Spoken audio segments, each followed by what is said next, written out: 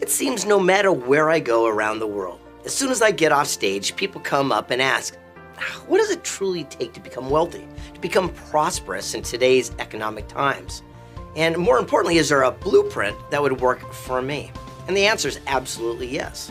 Having the opportunity to sit down with some of the greatest minds of our generation, from government officials to movie stars, from sports icons to motivational giants, I sat down and picked their brain and I said, look, I want to know for myself so I can start applying these powerful teachings. If I want to be wealthy in my own existence, what's the first thing I should do? And then what are the exact steps, the phone number for success? You might be thinking, phone number for what? Well, it works like this. After this interview, and I asked you, so would you do me a favor personally and call me on my cell phone so you and I can have a conversation? You might say, sure. I said, great, well, here's my phone number.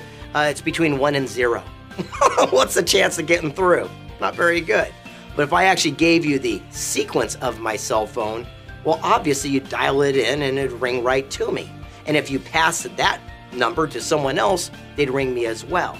And I want to know, is there a phone number, a blueprint for wealth and achievement? And I'm going to share it with you right now. Here's what it is. The first thing we have to have anything in our lives that is sustainable for wealth and prosperity, it comes down to confidence. That's true. Fact is, if you don't believe that you deserve prosperity, chances are you'll never have it. And once you do attain it, we'll let it slip right through our fingers. That's why when you Google, lottery winners that lost their money in 3 years, there's so many. That's why these sports people that get these giant contracts as soon as their season's over, all of a sudden they end up on the other side of the tracks. Well, see, they weren't conditioned. They didn't have the confidence that they truly deserve prosperity in their life. So until we can work on that confidence factor, everything else doesn't make a difference. But for those who do say, oh yeah, I'm ready, put me in, coach, it's my time to shine, well, then we got to do something called having a plan. We have to have a crystal clear picture, a goal of what it is that we desire. Because if we don't know what prosperity or wealth looks like, then how do we know we're hitting it? The same way as an archery guy hitting a bow and arrow into the air saying, I'm doing great. No, you got to give yourself a target, because then all of a sudden you'll know if you're dialed in or not. It's called a goal. And once you have that goal, we got to create a strategy, an action plan to actually come to fruition, because you know what? If we don't have some type of blueprint to follow, we'll end up just being lost. And here's an important factor of that. Everything's subject to change. So that strategy, understand, may adjust as you go forward. Then we got to do something very powerful. You got to take action. Look, you can have the greatest strategy, you have the big goals, you can have the big plans, you can have confidence, but if you're not willing to get off your backside and do what it takes, pay your dues to move forward, we're really not going to have wealth and prosperity in our life. But once we are willing to do all those things, well, here's the important one. We got to duplicate ourselves. We can only do so much. The most wealthy and prosperous people on this planet understand that there's a big difference between working your strengths and hiring your weaknesses. I'm gonna say it again.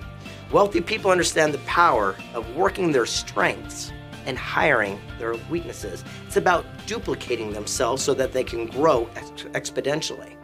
And then we have to focus on residual. That's why you're here right now.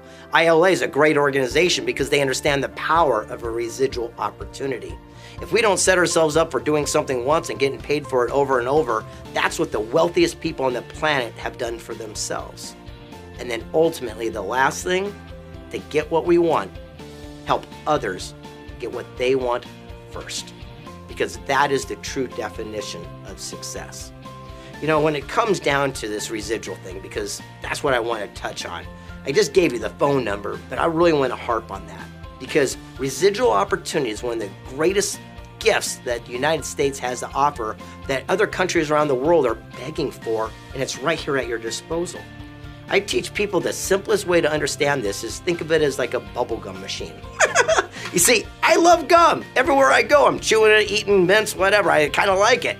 So for the sake of argument, let's pretend that I'm going to give you $1,000 cash, okay? Now, for the sake of argument, let's also say we want a brand new sofa for our living room.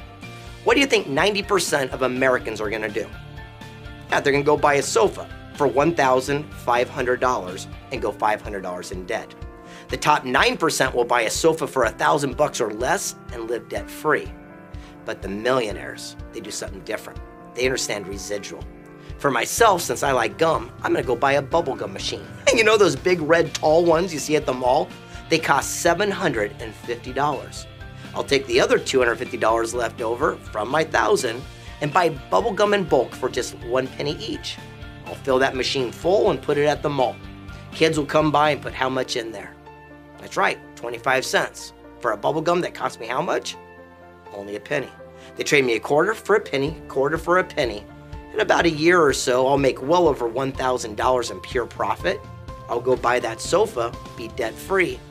But the millionaires understand the simple technique, the simple understanding that they still got a machine that's continuing, making them money month after month after month. It's all about residual. It's about setting yourself up for this courage to succeed. And that's the courage to get started. And once you do, the courage to not quit. You got something great inside you. Keep going. And whatever you do, find that stickability. Never throw in the towel.